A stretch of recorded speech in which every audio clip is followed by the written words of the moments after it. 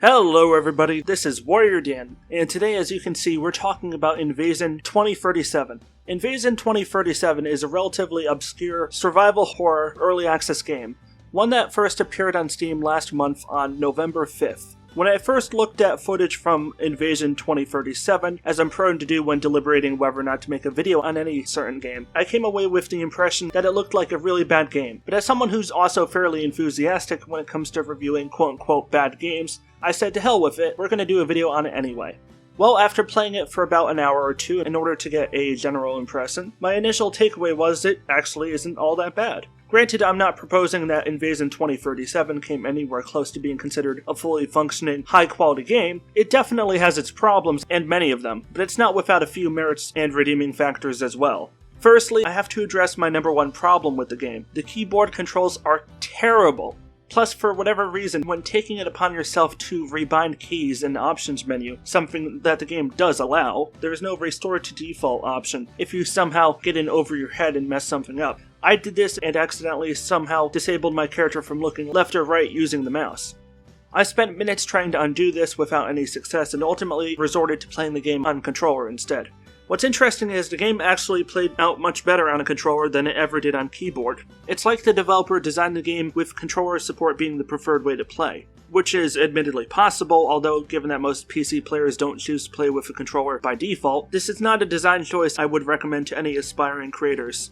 Where possible, always try to allow the player to play the game however they want, or if you lack the resources or experience to do so, at least allow players to use the actual keyboard, the primary means of gaming for nearly every PC player. The night before writing this review, I posted on the game's official Steam discussions forum under the bugs and technical feedback section, and listed a number of bugs and gameplay flaws I observed during my hour or two of play. As of now, the developer has yet to respond, however, the developer does have a pretty good history of interacting with the community, so this could just be a matter of time. I'll add a little side note in the video if I do end up hearing from him while I'm editing this. Now I suppose I should mention the combat. This is easily the worst element in the whole game. It's just dreadful. So far I found a melee weapon, which I believe is a crowbar, and a revolver. Now, the sound effects for the revolver are okay, but striking enemies with the crowbar gives off this incredibly odd, almost metallic noise, as if you're striking the metal crowbar against a second, slightly muffled metal object. But the gravest sin in regards to weapon design is how utterly useless either weapon is. Killing a single zombie with the melee weapon takes not one, not two, but 4 consecutive hits. I've killed easily 2, 3, 4 dozen zombies thus far, and not a single one I can recall has taken less than 4 hits to kill. Well, I'm not including those I ran over with a car, but that's separate.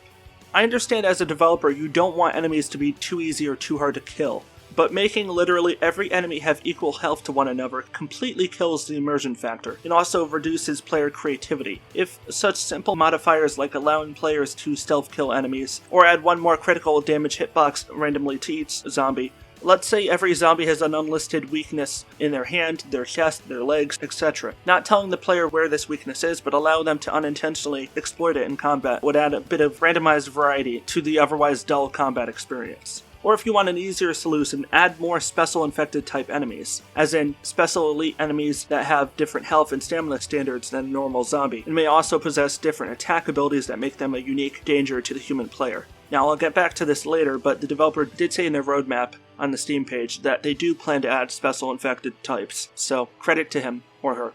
When it comes to survival games where survivors constantly have to be aware of their health, their stamina, their hunger, their thirst, their ammo supply, etc., combat should always be a risk-reward proposition. Combat should not be so easy that even the most inexperienced player escapes any and all harm with ease. Now, one thing I do want to give the game credit for, well, 2 things actually, is the atmosphere, both visually and through the ambient soundtrack. With the mist limiting the draw distance and hiding what you can and can't see, I'm definitely getting flashbacks from the old Silent Hill games. Visually, the tone is really dark and foreboding, which is good. I like it. Most zombie games will settle for a generic town or city structure and not really put a lot of effort into the level design. In this game, there's a lot of locations all spread out across the map. The only problem is that it can often feel a little bit too spread out. I had to spend around 10 to 15 minutes running one way to an objective early into the game, and the following objective was even further away.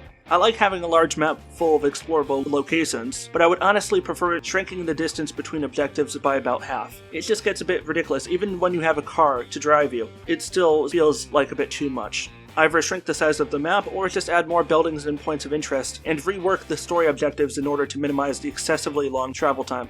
But going back to the visual side of things, the character models, both for the human characters as well as the zombies, all look passably decent. I wouldn't go so far as to say they look good, but they do remind me of games like Friday the 13th. Although without the terrible character animations that Friday the 13th had. In other words, it's clear the developer is working off of Unreal Engine 4, but didn't really go so far as to push the engine to its limits. If this sounds like I'm not taking a strong position either in favor of or against the game, it's because I honestly don't have a strong position either way. It's not a bad game. In terms of indie early access games on Steam, it's definitely higher quality than some, but it suffers from the tedium of being very early in development. If this game added more in the way of combat reworks, interactable NPCs, a fast travel system, or some other means of reducing pointlessly lengthy walking sequences, and maybe even stuff like co-op, etc., this could be the makings of a good game, or at the very least a passable one. One thing I am somewhat glad that they did, and it isn't even an in-game feature, but it still is an important resource for the players, a proper development roadmap. So let's take a look at it. The first question, of course, is why early access? According to the developer, Invasion 2037 is an innovative combination of management, action, and survival mechanics. Set in an open-world setting, there are certainly a lot of cool ideas to be generated and added in the future, and our community is the best source for that. So early access provides us a great opportunity to work closely with our fans, gather feedback, and watch the game grow together. So far, so good. A nice, clear approximation of the game's current features, without overpromising, and including the description of features not yet present in the game. This is a concept I wish more early access developers heeded dogmatically. Approximately how long will the game be in early access? Q4 2020. Yeah, see, this is where I begin to strongly doubt the developer. Not that I doubt their intentions, they probably do envision the game being released in that time period, but given the game's current standing and the many gameplay features they openly say they plan to work on throughout the early access period, I'm going to predict this game will likely be delayed till at least spring 2021. Regarding the game's current state of development, they add, currently we have a solid implementation of our core gameplay systems. The management of the bunker, the research, and the survival are all about half completed. The exploration of the countryside and city are also about half completed, meaning there is a significant vertical slice of gameplay and plenty of variety. I really hope that they're overestimating the current progress on the rural and city development, because this world feels far more incomplete and empty than it should. Even by survival horror game standards, this is still lacking. They go on to list some of these gameplay features, saying, there are 5 main areas of interest we are focusing on throughout the early access period. Shelter management, the research component, and the survival system. Map enlargement, rural and city, more weapon variety, more enemy variety, and the opportunity to save survivors and bring them with you to the shelter, so they can help manage the shelter and fight with you. Okay, they say there are 5 main focuses within the development process currently, but they went on to list like 7. If even half of these features appear within the next few months, I think the game will stand a much better chance of garnering more positive reviews. Though again, I'm not entirely sure that even half of these features will appear within the next year, but I digress. It's nice that they're at least aware of the combat and enemy variety problems, and the promise of recruiting NPC survivors and having them become permanent members of your camp strongly invokes The Walking Dead and Night of the Living Dead in my mind. I just pray that the game turns out better than The Walking Dead Survival Instinct, for those of you who were unfortunate enough to buy, or at the very least remember that game. Right now on Steam, the reviews for Invasion 2037 have been mixed, and that seems to accurately capture my sentiment towards the game right now perfectly. It's definitely a mixed bag. Hopefully with time and effort the game will improve, but in the meantime, for those interested in this type of survival game, I recommend you keep an eye on it. Don't buy it, but follow the game or wishlist it. Just hold off on buying just yet. Let's wait and see where it goes. And on that note, that's where I'm going to wrap it up for today. This is WarriorDan. If you enjoyed this video, be sure to hit that like button and tell me what you think of Invasion 2037 down in the comments section down below. And if you want to suggest a game you think I should review next, also comment that down below. If you want to see more videos like this one, please do consider subscribing and clicking the bell icon to opt into getting notifications so you can be among the first to know when a new video goes live. This is WarriorDan signing out. Stay awesome everybody, and peace out.